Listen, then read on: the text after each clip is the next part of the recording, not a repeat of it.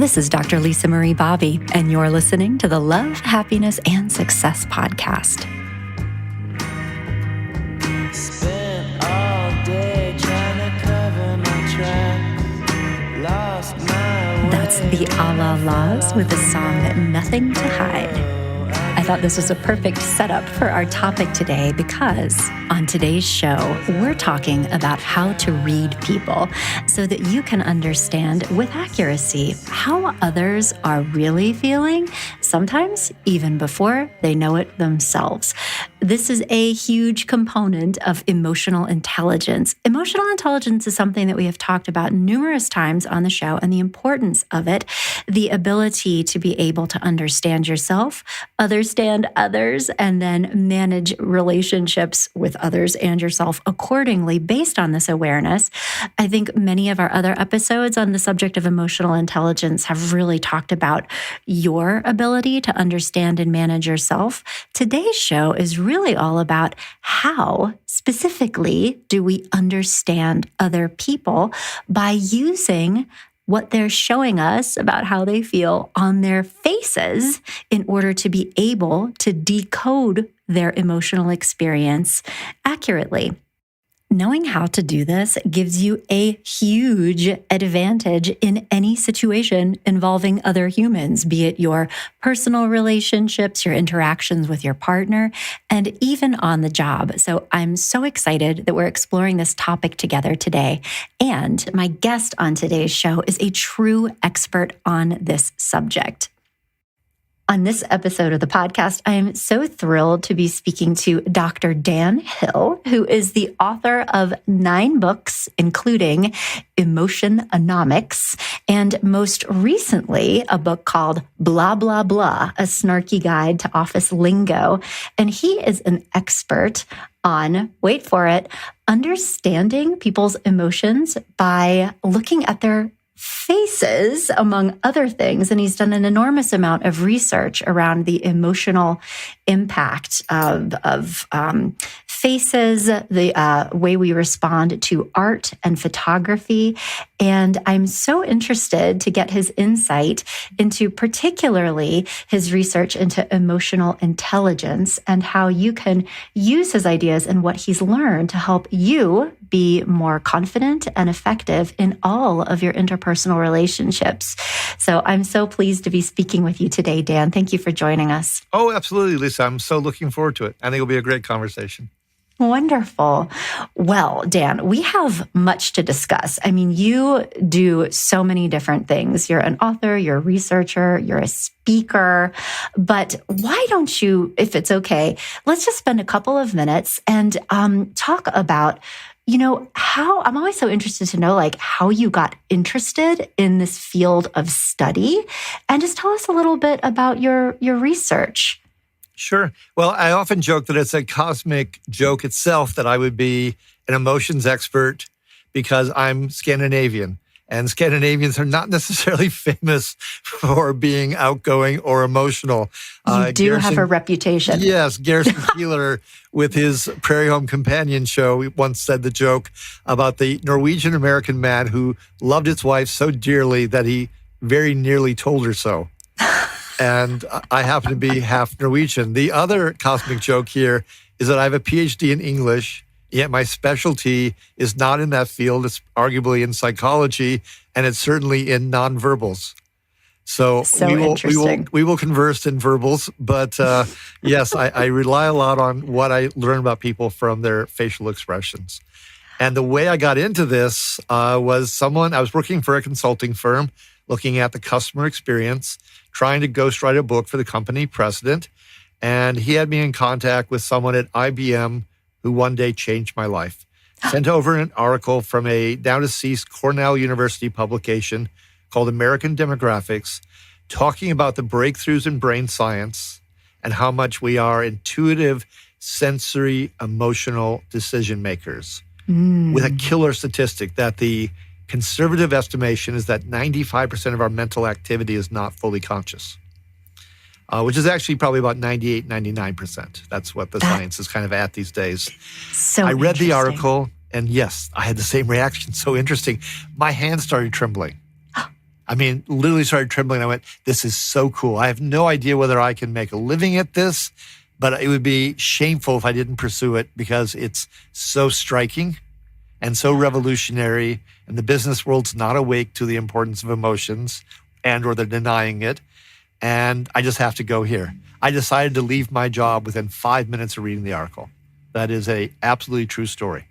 Wow. That's that's like, that sort of like psychologically being struck by lightning kind of experience. That's remarkable. That's exactly what it was. I mean, I was transfixed with excitement. I mean, I couldn't believe it. I mean, it just happened. That is so cool. I mean, geez, I think so many people long for that kind of like experience where like, this is why I'm here, that passion, that purpose, and how amazing that you had that and were open to it. Well, and then the journey had to start. So then I had to stay open because then the question was, okay, so emotions are really valid. I mean, of course they are. But then the question was, well, how am I going to research this or capture metrics? Because my father was in charge of 3M printed Post-it notes, production, sales, and marketing. So I grew up in a household where the word innovation, being a tagline for 3M was brandied about just a little bit, shall we say. But knowing that would be my kind of target market audience, someone I would have to sell into, I was like, oh my God, I'm going to have science. I'm going to have a methodology. I'm going to have metrics. I can't show up and say emotions matter. They're going to call that woo-woo and soft and so what and everything else under the sun. So that started the hunt. And the great thing is I had a second bolt of lightning, a second eureka, because first a friend blew me up, and it was actually a favor. I spent half a year almost developing a methodology, sent it to my friend Joe Rich, great name for a business person, by the way. Yeah. And Joe said, this is great stuff. And I said, well, Joe, there's a button in your voice. I can detect it. We're friends. I know. He said, well, actually there is. And I said, what's the problem? And he said, the problem is if you follow these traditional methods, you're going to ask people to think their feelings. And guess what? They feel them. Yeah. So I had to start over. And that's how I came to facial coding, because I said, oh my God, what is it going to be? I've already lost months and I don't have much money. And I've got to start earning some, if at all possible here. And at the University of California, San Diego, UCSD, they had a lot of PhDs in social sciences in town and psychology, all of that, and a great section on neurobiology. And I started checking out books. And one day I came across the fact that Charles Darwin, came to realize that in your face, you best reflect and communicate your emotions. And I read that. It's about 10:45 in the morning. I can picture to this day, just as I can picture where I stood when I read that fax from the IBM guy, I can picture the very seat in the coffee house in San Diego where I was sitting when I came across that statement in one of the books I checked out from the library. And I went, oh, I was an art history minor in college. I lived in Italy as a boy. I had to read nonverbals. My mom was an interior designer. I can do this. This fits. And this is exciting, and I'm going to be doing this for the rest of my life. And I knew that just as instantaneously as when I read the article and decided to quit. So 2 of them within half a year. I mean, it's a blessing. Oh, no, really. But just like, getting these sort of messages and just like the right information at the right time. And so the first message was most of our brain power is not fully conscious. And then the second message was people understand and process so much from other people's faces. Those were kind of the 2 messages, and then taking those together. Yeah. So the first, exactly. So the first one blew up the paradigm. Because the real paradigm we've lived with basically is really outmoded. It's Rene Descartes saying, I think, therefore I am. Yeah. I mean, that's obsolete as can be. But we still live by it very often. It's the big lie we tell ourselves. And then the second revelation, to your point, was here's a tool. Yeah. Oh, that's so fast. And I'm so glad you're talking about this. And because I know I personally do this too. I think we all fall into that belief that we're fully in command of what's going on in our heads, and we're making sort of like thoughtful decisions that lead to, and that is not even remotely true. It's so humbling to be like, nope, actually, that is not what is driving your bus most of the time. It is humbling, but I also think it's really liberating. Yeah. Because then we don't have to pretend to be something we aren't. Because we're not Mr. Spock from Star Trek. We are Homer Simpson. And, and Maggie and everybody else in the family. It's just, we are who we are and accept it. Try to learn from it. Don't just give in to it necessarily. But yes, there are tremendous blind spots, and it's going to help you with other people. Because if you think they're rational players, you're off base. And the vagaries of their behavior and how you're going to connect with them most effectively will certainly have a better shot if you're grounded correctly, which is to say, I'm around a lot of other people with blind spots and biases too. Yeah. Yeah. Good reminder. And your research and where you started to go is this idea that our faces and other people's faces are kind of a window into what is really going on. Yeah. If I'm understanding correctly. And I'd love to hear more about how that path unfolded. And if you could take our listeners into just, I am a card-carrying nerd, and so I'm always interested in how you did the research, because I think it's super cool. But of course, and again, you've written 9 books on the topic, so there's so much to share. But some overviews, I guess, of some of the main themes that your research uncovered. Sure. There's a lot to unpack there, but I'll try to take it all by pieces. And if I miss something, you can redirect me back to what I missed. I guess the first thing I would go to is obviously Charles Darwin, not available for a conversation after I came across his revelation. But, I'm a researcher with a PhD, so I like to verify through multiple sources. And then I like to get to the most credible sources or, resources to draw on as possible. So first of all, Darwin's work essentially arguing that the face is the only place in the body where the muscles attach right to the skin. We have more facial muscles than any other species on the planet. There's 44 sets of muscles. So there's a real richness of data there. It could also be argued that it's universal, that the display rules vary. Certainly what could be the triggers, can vary by cultural context. But there is a universality. And I believe that because my company has done research for more than half the world's top 100 brands.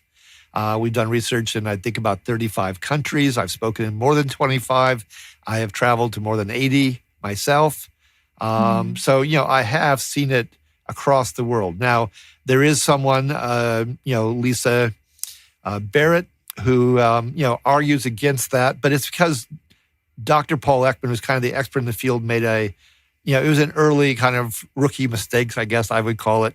So he went out to verify this, and he showed some photographs to people in the highlands of New Guinea and tried to identify if they could pick out what the expression is. Oh, I see. Mm-hmm. And she picks on that and says, well, we tried to replicate this in Namibia, in Africa, and it didn't work. But my point is, of course it didn't work, and Dr. Paul Ekman never should have done it in the first case, because we have 23 expressions that reveal our emotions. Let's just take anger, for instance. There are 9 different ways you can show anger in the face. Some of those expressions just show anger.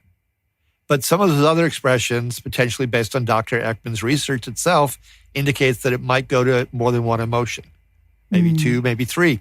So you can't possibly hold up a photograph that's going to be, is this anger? Because you're not going to probably show all 9 emotions or expressions for it. Plus, some of those expressions will also reveal another emotion. So, it's simple, but it's not that simple. Because to be that simple would be ridiculous. We'd all head to the Botox center and the plastic surgeon, to try to hide what we're revealing on our faces potentially if we, indeed had something to hide. But the real point of the research is that there are these 23 expressions, and they cover 7 emotions. And the 7 emotions are happiness and surprise and anger and fear, sadness, disgust, and contempt. 6 of those, leaving contempt aside, most psychologists, I think, would agree that they would be called basically core emotions or, the real fundamental building blocks. Yeah. And that really sets up the proposition because emotional intelligence really has 3 steps to it in essence. I perceive what's going on for myself and others. And facial coding, unless you got a mirror, is not going to be so good for that, but it could be. We all have signature expressions. You can go back and look at your own photographs and video. But it gets you started by perception. Then the question is, do I understand these emotions? What do they actually mean? What's their significance? What might trigger them? What does it lead to in terms of behavior? And the third one's putting it all together and managing the emotions. Yeah. But you can't do the last one, of course, without the first two. And the game really starts with the perception. And that's why I love facial coding, because it gives you the chance to capture data, get a sense of what's going on for other people. Because one of the problems we have otherwise is we get caught up in our own silo. And we do need to get outside of that to be effective. Yes, your silo, meaning like so caught up in our own inner experience, and sometimes we don't fully recognize what's going on. Yeah, or to quote my favorite New Yorker cartoon, as I have more than once from the stage and so on, two women are talking to each other and one says to the other, "But enough about me, what do you think about me?" Let's talk about me. Yeah, I love it. That's the silo. Yeah. Okay. No, that's so interesting. And so, that there are the 23 different facial expressions that are tied into variations of those basic emotions. And then it ties into emotional intelligence, because you're saying that when you can kind of clue into people's faces and understand what they are really potentially thinking or feeling, that you can have more insight psychologically and kind of know what's happening. And that I'm guessing it also might sometimes be different than what people are saying out loud, or perhaps, if we want to get really deep, perhaps even different than what they are consciously aware of. Oh, absolutely. So, I mean, I'd make one small correction what you said. Everything else is correct, which was you said what they're thinking and feeling. I can get a reasonable surmise, and nothing's infallible, and I'm not infallible as a facial coder, but you're looking for a leg up, an opportunity to be better. So I can know, I think, reasonably well what they're feeling, whether they're aware of it or not, whether they're going to admit to it or not, how they're thinking or why they're feeling that feeling. I can only get probably through asking questions, trying to look for behavioral patterns that link up to this. So the detective work is not over yet, but yes, it gives you that chance to get to more. And you mentioned the idea that there might be a distance between what they say and how they feel. And indeed, in my research, I very quickly settled on the term, the say-feel gap. They say one thing, but they feel another. What we've found in our work, and I think it'd be true in your personal relationships as well, we actually found 4 categories. One is what they said and how they felt matched up. That's the least common of the categories. Really? Yeah, least common. That's so interesting. Yeah. There's also, the lineup was some connection, but some distance. Another one is that they say something, they don't feel it at all. There's no muscle activity. They're just saying it.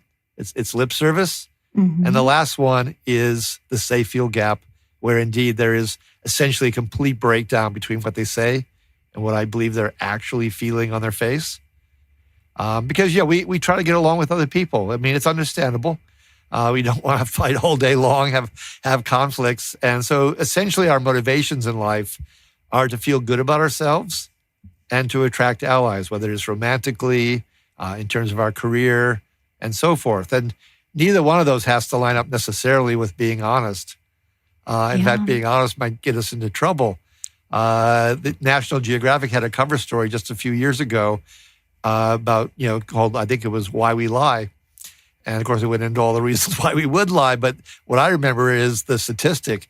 40% of us apparently tell, on average, 5 lies a day. And we're not talking about little white lies, but lies of some substance, some consequence. 40% of us, 5 or more a day. And I went, okay, that's a lot. But if it's good research, it could make some sense. We don't know what's going on. We do lie to ourselves, perhaps most of all. Yeah. And it's probably why, life is a little messy. But I guess my approach is to be intrigued by it most days. There are days I despair about it, but mostly I try to be intrigued by it and say, how can I do better? How can I understand this? How can I accept my fundamental humanity and accept that of the people I'm talking to? Yeah. Yeah. Yeah, well, that is sobering, and I'm sure we have people listening to this right now who might have trust issues in relationships. I mean, that's a thing, and that's very scary to consider that humans routinely are saying things that are not fully true. But I like your point that sometimes that is a conscious deception that is motivated by, a desire for self-esteem or to manage relationships. But that other times it is not fully conscious, that even though people are saying something that isn't true in the moment, they may not be aware of that. They're lying to themselves. Yeah, and maybe the lie is altruistic in some sense, benign. Yeah. Your baby is so pretty. Yeah. I think what really disturbed me in a relationship is when it's for malicious intent and it's a pattern, pronounced pattern with real consequences. I mean, that's kind of a trifecta of poison that one would be well advised to escape if possible. Yeah. Definitely. And so I guess what I'm curious to hear more about, that so much of our brain power is, focused on people's faces, and there's such a wealth of this. I mean, kind of reading through the lines here, it seems like if you become very skilled at kind of decoding people's emotions from their faces, you have a huge advantage in understanding what's really going on.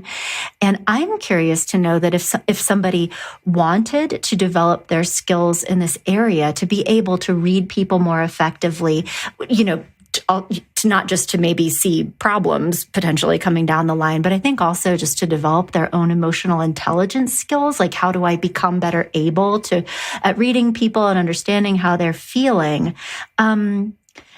I'm curious to know what you would see as being like the sort of arc of that growth process, for lack of a better term. Like, if somebody wanted to develop their skills in that area, what do you think works? Well, I decided at this point in my life, I just published it just 3 years ago. I released a book called, Famous Faces Decoded, A Guide to Reading Others. And the reason I did that is because I alluded a couple of times here in passing to Dr. Paul Ekman. So he's considered the modern expert on facial coding, although in addition to Darwin, I could even go back as far as Leonardo Da Vinci. If you look at his notebooks, they include drawings of faces because he was interested in the muscularity and how the muscles moved and which emotions they showed.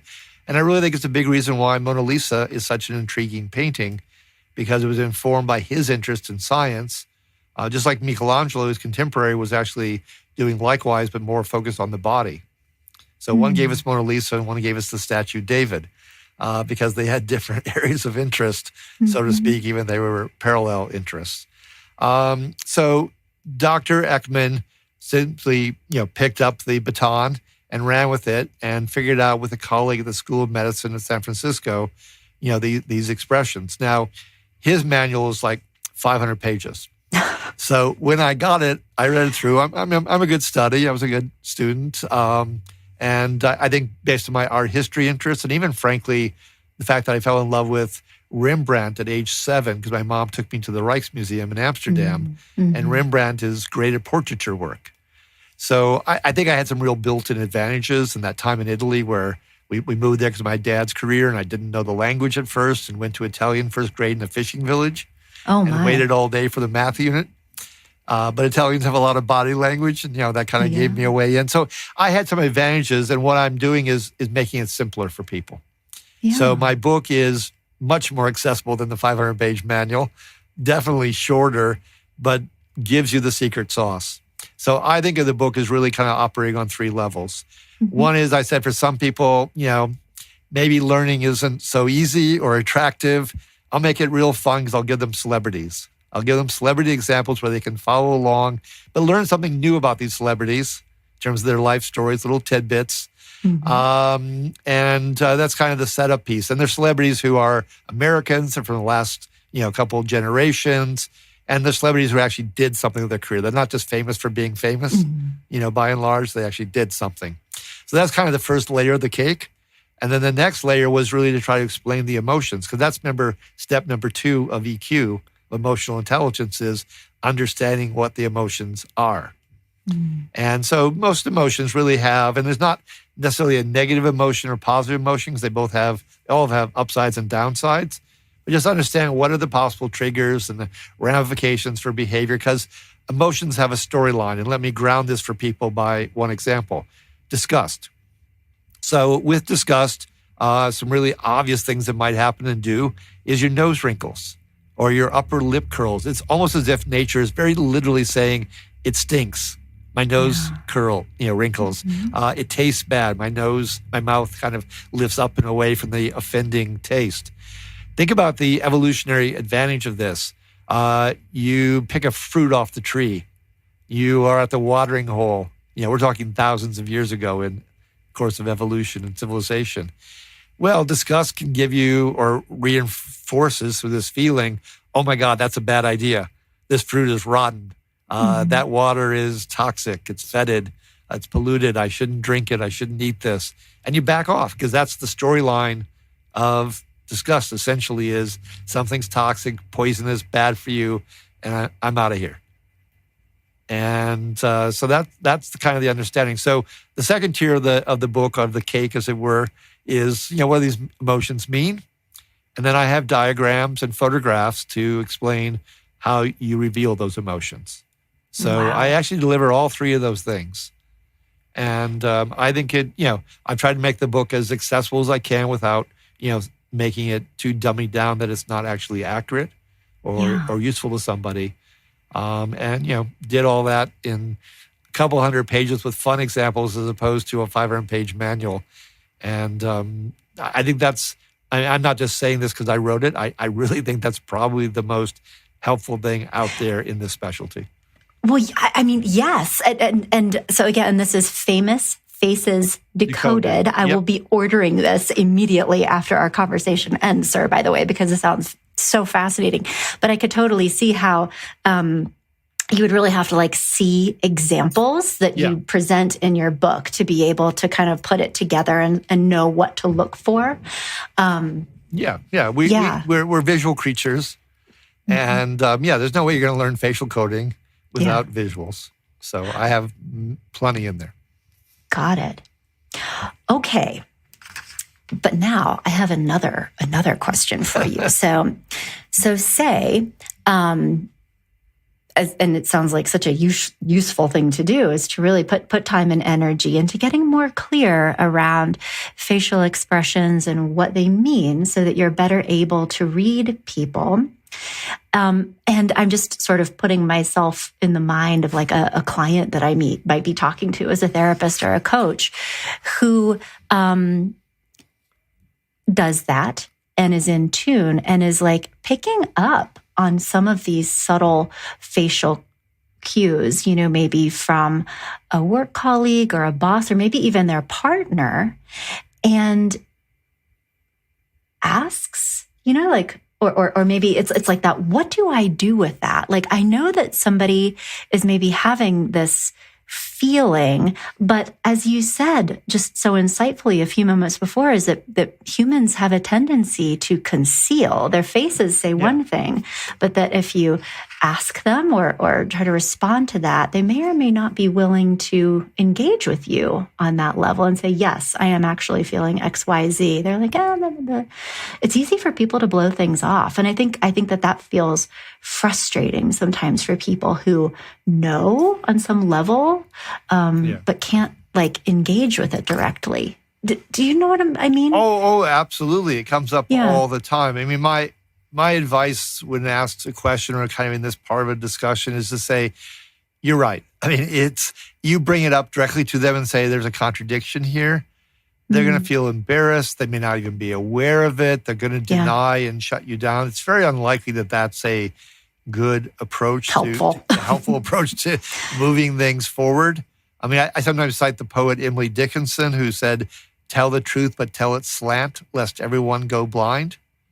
To take things on, head on probably just doesn't work. It's got to be done on a slant.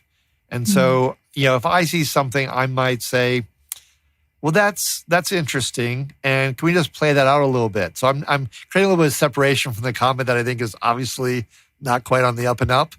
and just trying to let them talk it through. And maybe they realize themselves, that that's not all of what the answer is here.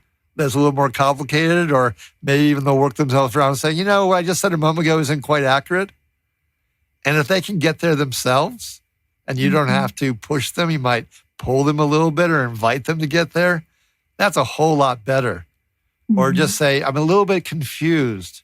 I kind of thought it was this. See how I'm trying to put all these softening words in? I'm confused. You're taking agency on yourself. You're not making a declarative statement. Just ways that soften the path. And see, because I think if you can keep them in the conversation, then maybe the revelation will come, the connecting of the dots. And it'll be a far nicer landing if that's what happens, as opposed to, you bloody liar.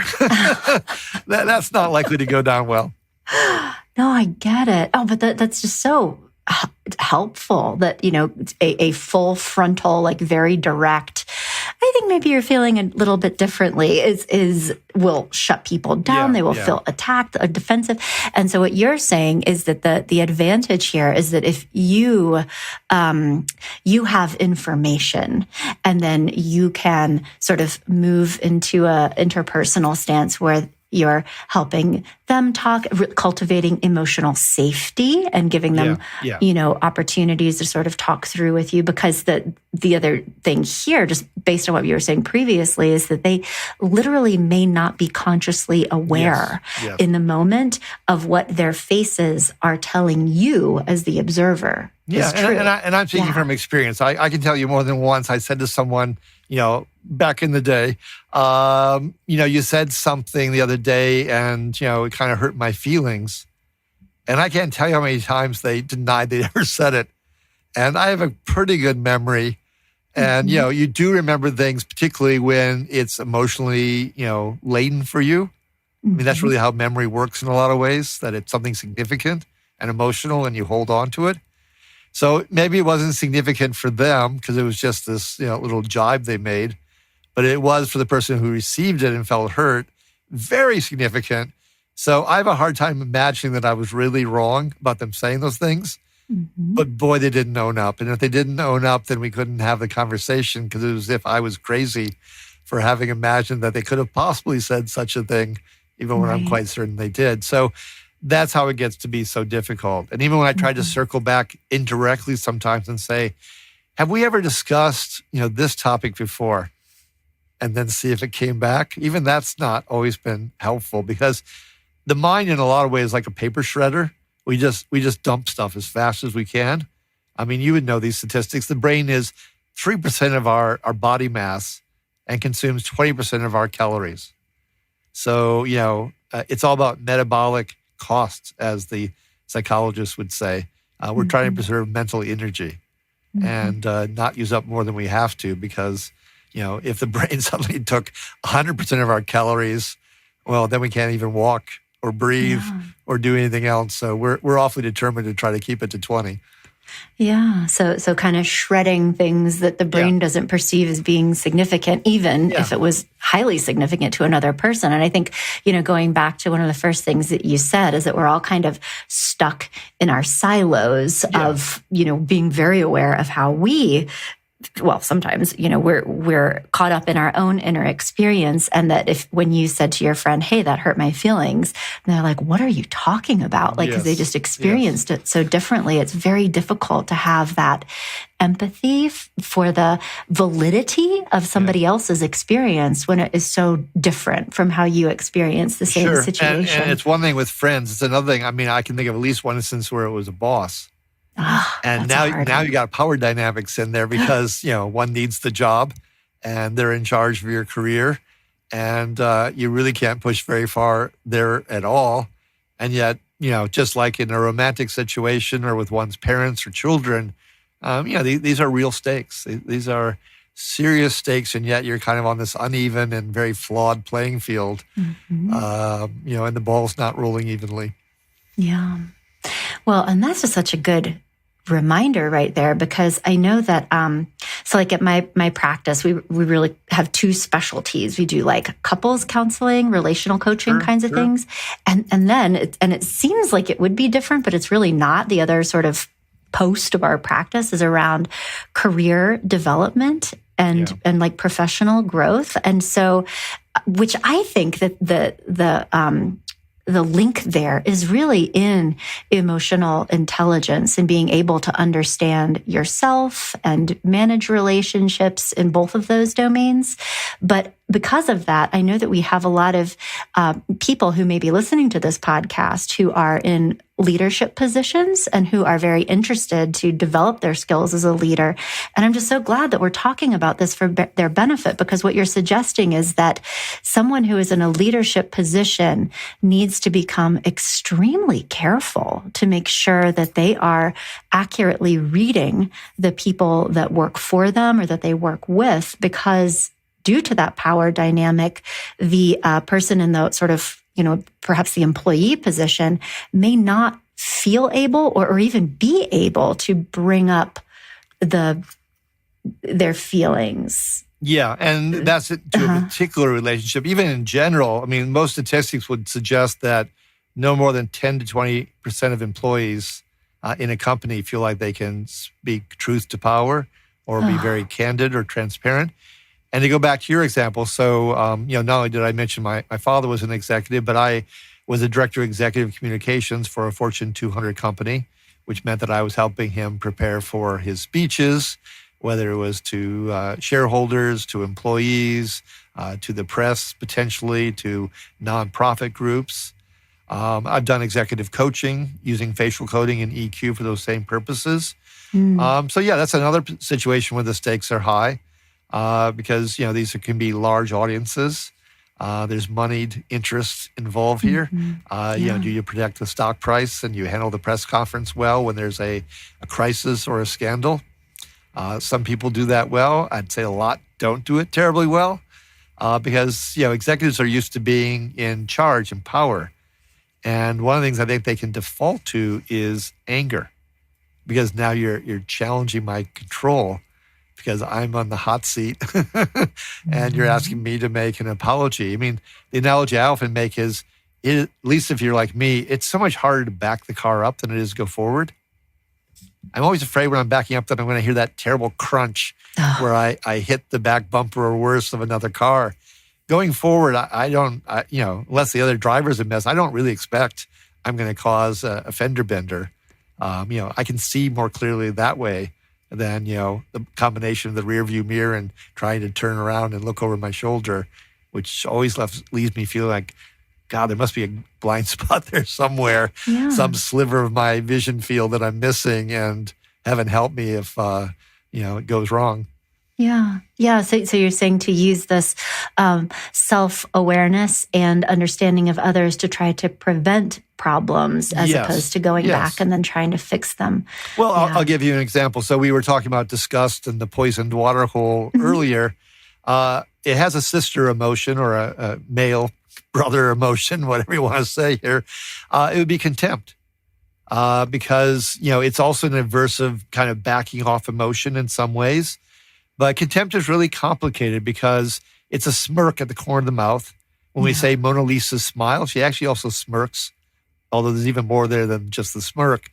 But there's a vast difference between a smirk and a smile. In business, I sometimes say it's profitability is the definition of that gap, because contempt, a smirk, means I don't trust you and I don't respect you. And it applies to both aspects of your practice, by the way, because as you would know, with Dr. John Gottman at the Love Lab at the University of Washington, Seattle, with 15 minutes of facial coding and 90% accuracy rate if the couple will stay married. Yep. And contempt's the most reliable indicator it will fail. But I also call it not just the emotion of divorce, but also of bankruptcy. Because now you have caused the target market not to trust you. And if trust is the emotion of business, I'm now in the wrong place because, I'm backing off from you and I don't trust you and I don't respect you. And therefore, anything you say to me might seem like it's a lie. and you've created, real problems. And so I was once doing some executive coaching for a CEO, and in the annual employee meetings, he was pretty given to contempt. And I said, if you're trying to solicit their input and feel like you're together with them, and that's what you're trying to convey, then contempt makes it feel like you're above them and removed from them. And it's kind of contrary to your goals. And that led to a really good conversation. It turns out, because he was a good person and actually a psychology major as an undergraduate, so he appreciated the power of psychology. He said, no, it's not that at all. In fact, I do respect them.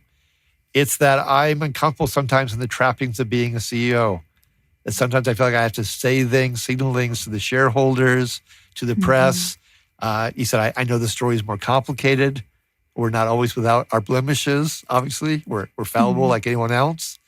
And yet I'm kind of told this line that I'm supposed to walk and the things I'm supposed to say. So he said, kind of in a way, to be really honest with you, Dan, I feel at times a little bit of contempt for myself because I feel like I'm playing a role and I'm not authentic. Yeah. And I said, if you told your employees that, they would understand you better, relate to you better.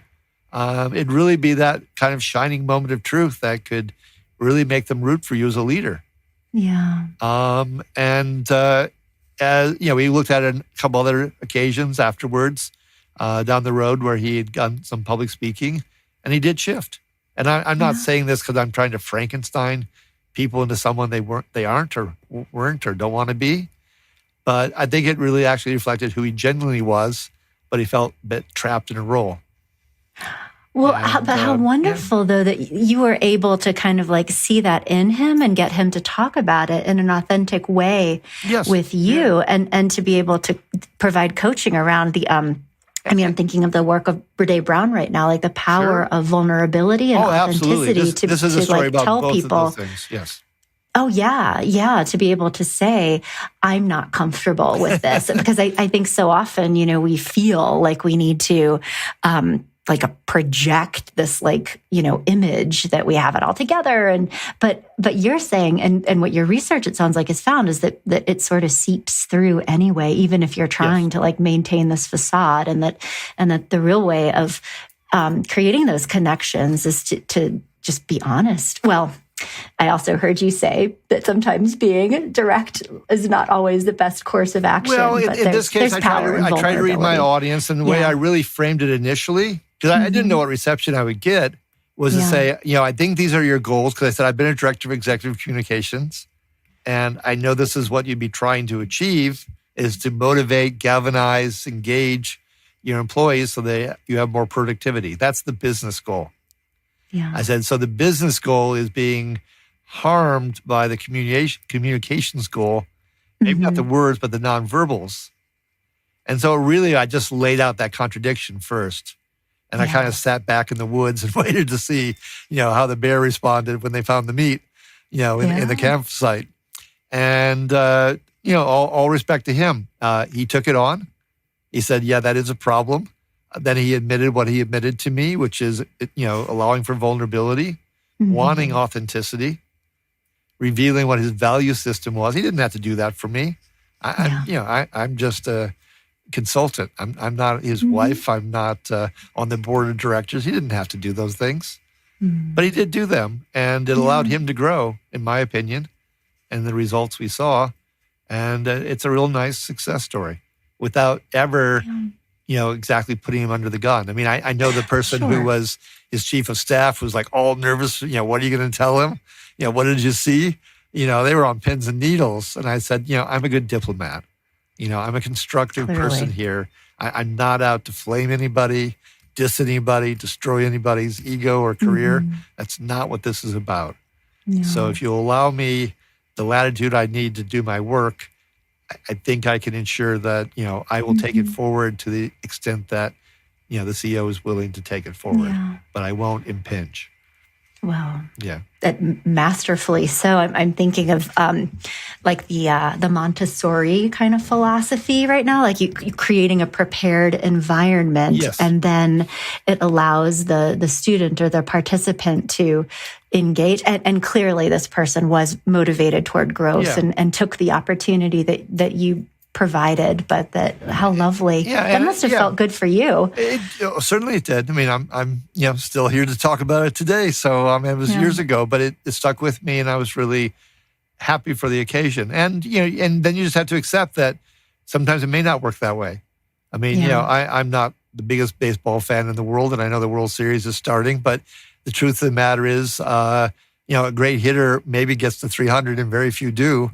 That means they're not getting to first base or beyond most times. So you just don't make a hit every time. And you do have to live with that. That's part of emotional intelligence, actually, is not beating yourself or the other party up, or the fact that not every time is that kind of success story. It just sometimes it is what it is. For now, that's a great reminder. Doesn't mean it couldn't change later. They may even sleep on it and come back. But you can't assume that everything's going to suddenly make the doors swing open and the world looks different. It just doesn't tend to work that way necessarily. Well, good reminders. Such interesting stories.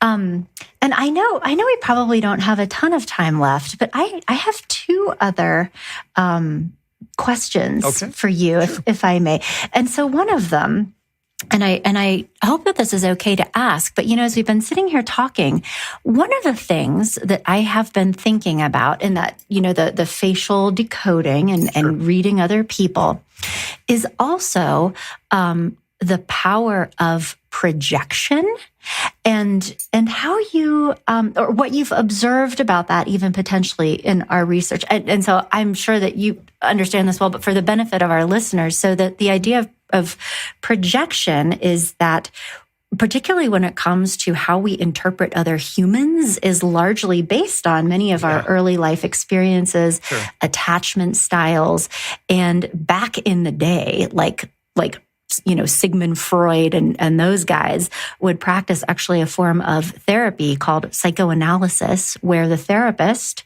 was a blank canvas. They did not offer thoughts, or they would just be that person sitting behind you scribbling notes in the chair, and that the person in therapy would sort of free associate for an hour, 5 days a week, and in doing so would start to project all of these ideas and interpretations and personalities and thoughts and feelings on their therapist. So they would imagine that the therapist was angry with them, or hostile to them, or in love with them. I mean, there could be all kinds of things. But the idea of projection is also very real, that we tend to see in other people many times what we do experience in ourselves.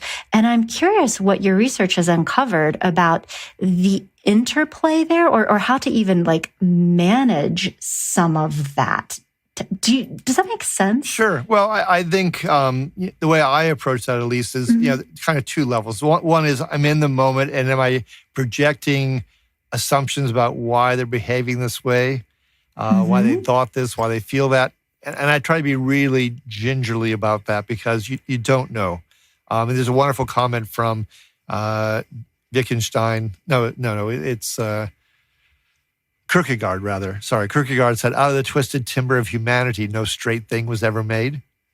No, what thing was ever made? No straight thing was ever made. Oh, yes. And there's warps in the wood. There are knots. You just, and I use that quote sometimes to just remind myself: do not project, do not assume. Because you can't know. I have some glimmerings of what's they're feeling. I can restate the question, go back with the topic. They may feel more than one emotion. What's the interplay of those emotions? What's the sequence of the emotions even? Do they go from sadness to anger? Do they feel, this is a really common one, someone could be afraid and then they get angry because they are uncomfortable being afraid, or they're a guy and they want to mask the fear with anger because they think, men don't feel afraid, which of course is absurd. Naturally they do. So, the blend, the sequence of emotions, whether it comes back in another situation. So I see a recurring pattern. There's so many things there that I think, if you're alert to them, you need to recognize you can't jump in and make the assumptions. I think on the other hand, for me at least, I admit it's a little tempting, not in the short term, but over time to say, is that kind of a signature expression of theirs?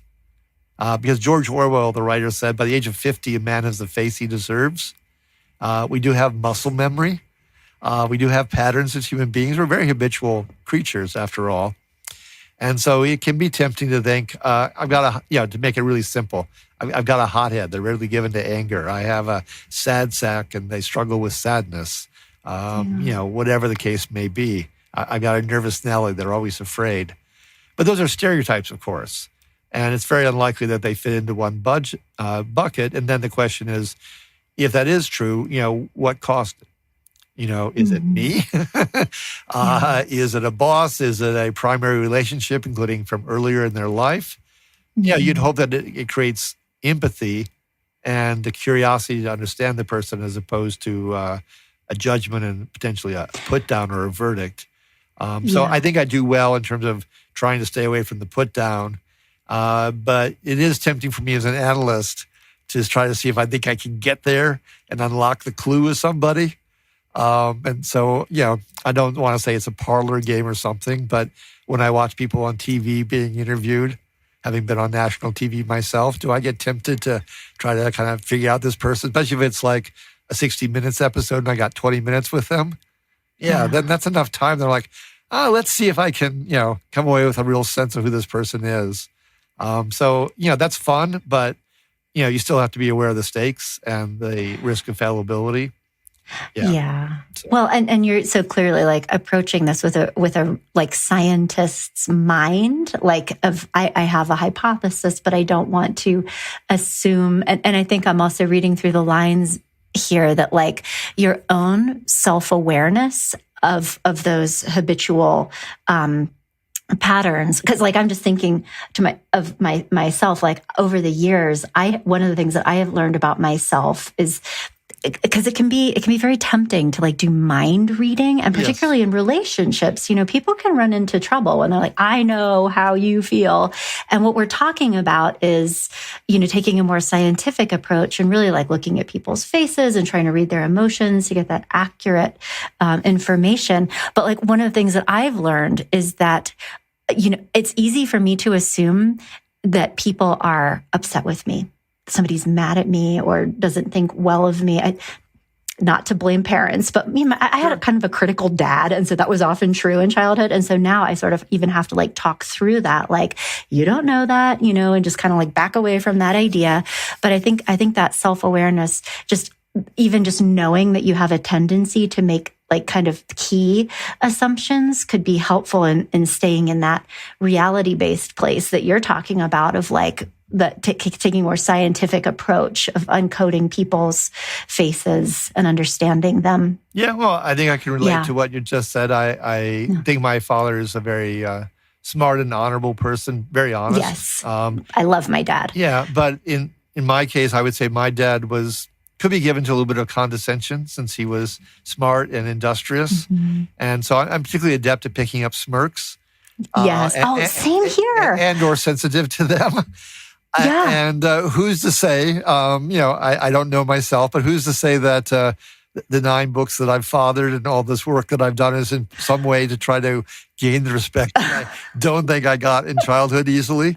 It could be, I couldn't prove it in a court of law, but, if I was on trial, I would have to confess that there was distinct possibility that that's at least a part of the explanation. Was your dad the Norwegian one? Yes. Okay. My dad, Belgian. I'm a first generation Belgian American. And I think there is something to that, Dan. I really do. Yeah. I really do. Yeah. Yeah. Well then, and so the other question that I had for you, so there's one side of this I'm imagining, which is really learning how to understand what other people are showing through their faces. And I'm so curious to know about like the other side, because I would imagine that people might want to use this knowledge to manage their own facial expressions in such a way that they are being careful about what they're kind of communicating to others through I'm curious to know if, and maybe we could talk about your clients, but I'm also curious about you. Have you noticed yourself kind of consciously shifting what you are doing with your face when you're talking to people? The answer is absolutely no, because I decided almost immediately once I got into this that I was not going to go back and look at my videotape, my TV appearances from my speeches at conferences. I didn't want to put myself in a fishbowl, and I wanted to highlight authenticity. Because really, a lot of ways, the reason I became a facial coder is because I liked it as an objective tool, or at least I can say quasi-objective, since there's probably nothing that's truly, utterly objective in the world. But to try to faithfully use the tool and the research of Dr. Ekman to try to get a lens on what's happening. It could be to make companies more efficient. But honestly, my interest in business had almost entirely to do not with bottom line profitability. I do like to have efforts that are fruitful as opposed to stupid and wasteful. But really, I was interested in restoring humanity to business and getting to recognize that whether it's your customers or your employees, your colleagues, that why don't you treat them better? I mean, I've been through enough office politics. It's probably why I wrote the blah, blah, blah book. Like, I'm sick of office politics and bullies and all of those head games that go on. But I never wanted to look at myself. I mean, I do know, because I can't avoid it sometimes. I gave a speech once where it was the chairman of Nokia. This is before Nokia kind of imploded. It was the chairman of Nokia and the CFO of Nokia and then me. Three of us on the stage back to back to back. 15,000 people in the hall in Barcelona. The screens behind me were like I was Bono in a U2 concert. I mean, they were, I think I'd guess, roughly 52 screens, each of them 50 feet high and 100 feet wide behind me. So could I avoid noticing myself? Not so much. So I do know at least one thing, but I don't harbor it or belabor it. I can be given to showing a lot of surprise, and I guess therefore some fear on my face, because those two emotions are quite similar. And I think there's an explanation for it in part, which is I wasn't always that aware of human nature growing up. I was pretty isolated as a boy. In Italy, the boys I did play with were older than me. And so when you got a big age gap at that point, it's a little difficult. They didn't necessarily want to hang with the younger boy. The one boy who was my age was, not very athletic and maybe not as lively, even intellectually. So he wasn't a companion I was seeking out, especially. I spent a lot of time going on long walks along the Italian Riviera, up in the hills, in the olive orchards on my own. And I read copiously. I read a lot of books as a kid. So I think to this very day, there are times where human nature just shocks me, baffles me, leaves me bewildered because I expect a higher standard. I expect more thoughtfulness, more sensitivity, more owning up to something than actually happens. And so I seem to be potentially always in a state of being, oh, really? But at least I guess the upside of that is it also indicates that I'm willing to be very curious and continue to learn, which is true. Yeah. So just like every emotion has an upside and a downside, that could be the two sides of the coin in this case. So I know that much about myself. I do think that in the progress of understanding emotions, I've probably made, by and large, an adjustment to being more calm.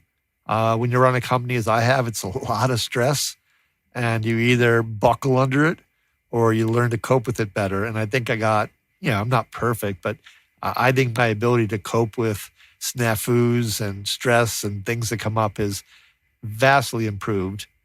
And I think one of the motivations, I happen to be a tennis player, and I'm almost exactly very close, within half a year of being the same age as John McEnroe, and we're both lefties. Now, am I as good as John? Not even close. But I did watch in John's career, and at some point I started feeling embarrassed for John because he was a great champion, but he was out of control. He got tossed from tournaments. He got fined. He undercut himself. He's a great commentator now for the U.S. Open. I mean, he just really cuts through and has some insightful things, and he really knows the game, and you never know what he's going to quite say. So it's really exciting to listen to him. But there was a point in his career I was like, no, John, you're maybe when you're 23 and you haven't matured, I can cut you some slack, but now you're a 32-year-old player and you're still getting into these kind of shenanigans. Yeah. It's just, it's wrong. It's embarrassing. Grow up. Yeah. And so just for the benefit of some of our younger listeners, so John Mcenroe was a very famous tennis player back in the day who was legendary for like freaking out on the tennis court, like straight up tantrums, like throwing his racket, like stomping off, like all kinds of things. And he once in a tournament in Sweden, in a year where he went like, I think 83-4, he like lost 4 matches in the entire year. In a match that I think he went on to lose, maybe he didn't, but anyway, he went berserk, yelling at the ref and everybody else. He whacked a tennis ball at one point into the stands and barely avoided hitting, I think it was the king of Sweden, in the face with the tennis ball. So he was the number 1 player in the world for several years, a legend in the sport. Did he reach his full potential? I don't think he did. Yeah. Well, and so there's certainly a benefit to being able to control your own emotions. But I also I want to recognize what you said, because when I asked you, if you've used this information to kind of, this is a terrible word, but it's the right word, to almost like manipulate how other people see you. I heard you say that you made a conscious choice to use these superpowers, so to speak, for the purpose of good. And just like sitting with you and talking with you, Dan, you seem just like a very genuine, ethical, like just good.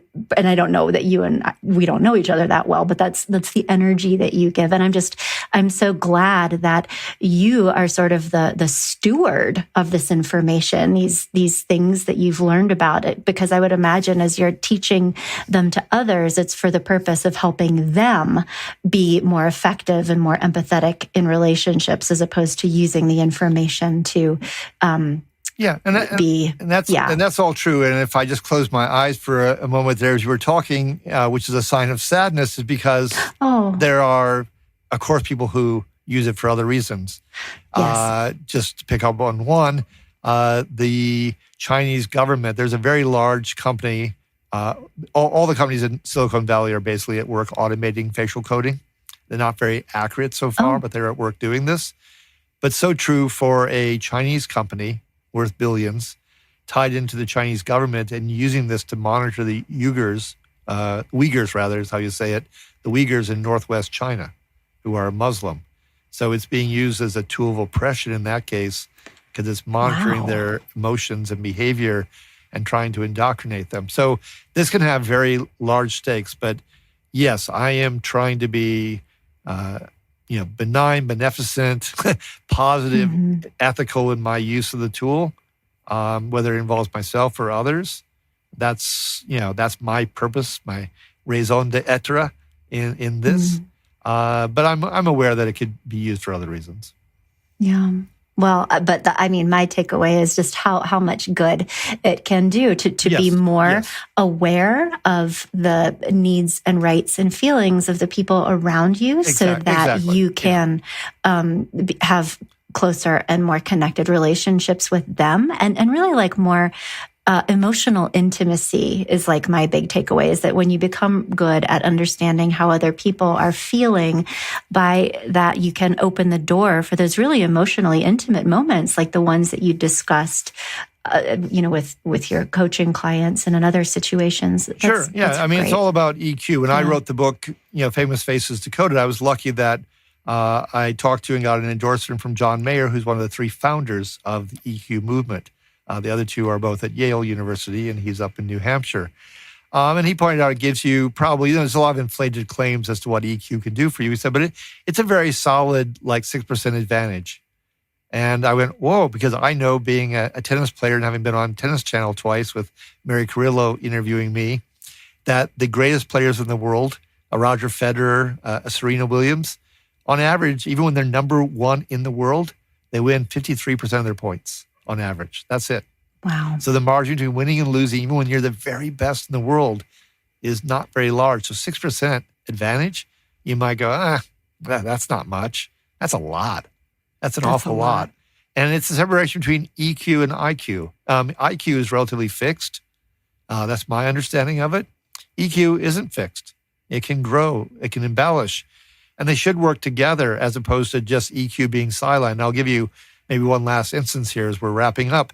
So I'm at Rutgers. I'm getting my PhD, and I'm going to be teaching courses. Now, in my case, I had already taught both at Brown University, of course, and for 2 years full-time at a state university before I came back for the PhD. So I was versed as a teacher, but my fellow classmates were not. And the truth of the matter is the students at even at a Rutgers, they pay a good amount of money for the tuition.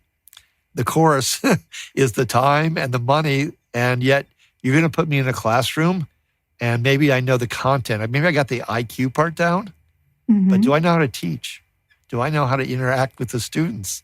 There wasn't 1 second that I can think of that we spent on EQ skills, even though that particular course was supposed to be a training course to prepare us to be, in the classroom as teachers. Wow. It's kind of absurd.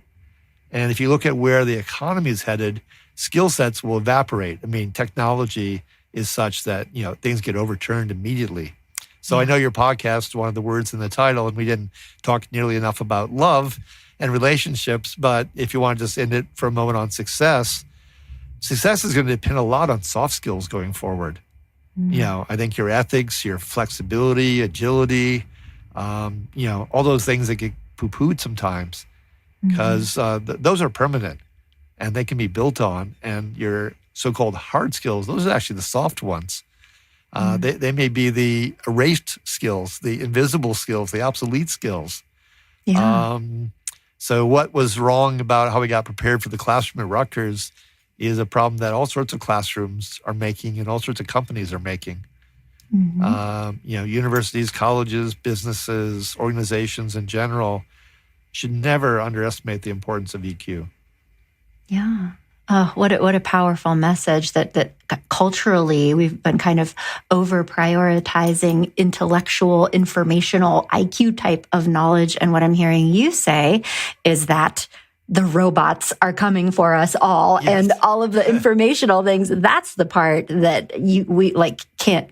Things change so fast, but the soft skills, the compassion, emotional intelligence, flexibility, those are the things that are going to endure. And so that to your point, that it's really worth, if you're going to invest in anything to be successful in professionally and relationally, is to really develop your skills in that area, because that's what matters. Yeah, if you just follow the progression, machinery, started to step in and take over and do as well what our backs could do and our arms and our legs and lifting and making things work.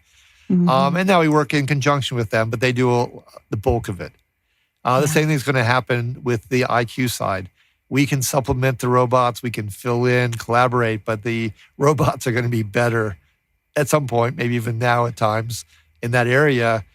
Probably the one thing we can hold on to best actually is our hearts and our creativity and ingenuity and ability to collaborate. And that's why this is also important. And facial coding can help you because it's right in the moment.